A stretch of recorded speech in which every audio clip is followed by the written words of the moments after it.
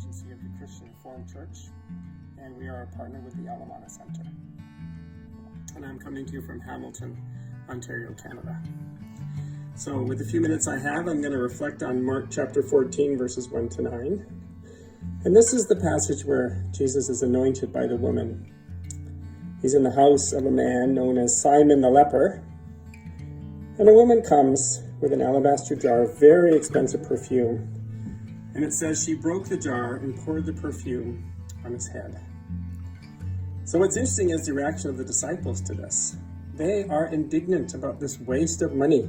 This perfume was worth a whole year's wages and could have been sold and to help the poor. So they rebuke her harshly. But Jesus doesn't put up with that.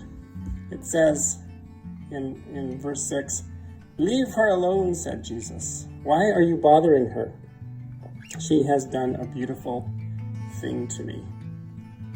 Now the next verse 7, is sometimes misused because Jesus says the poor you will always have with you. And you can help them anytime you want, but you will not always have me. She did what she could. She poured perfume on my body beforehand to prepare for my burial. And then he says, "I tell you the truth, wherever the gospel is preached throughout the world, what she has done will also be told in memory of her." So Jesus' words come alive again today as we reflect on this passage in 2021. But it's an important passage for our time because we do live in a time of angst and outrage, both within the church and without. People are caught up in very important social causes, but sometimes they are so passionate they become angry and they lack love.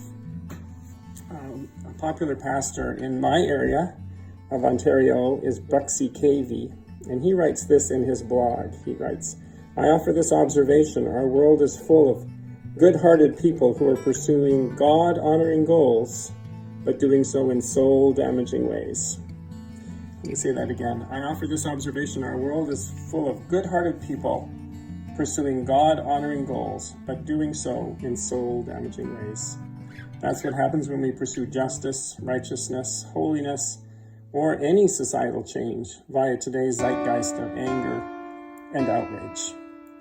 And so Jesus is really calling us in this passage to continue to pursue these very important causes, but to do so in love. And if we lack love, as Paul says in 1 Corinthians 13, then we are nothing more than clanging cymbals.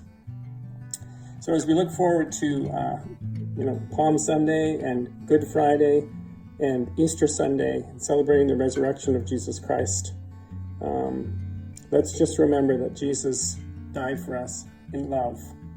And his command to us and his model for us is to be people of love and to love others in the church and outside the church.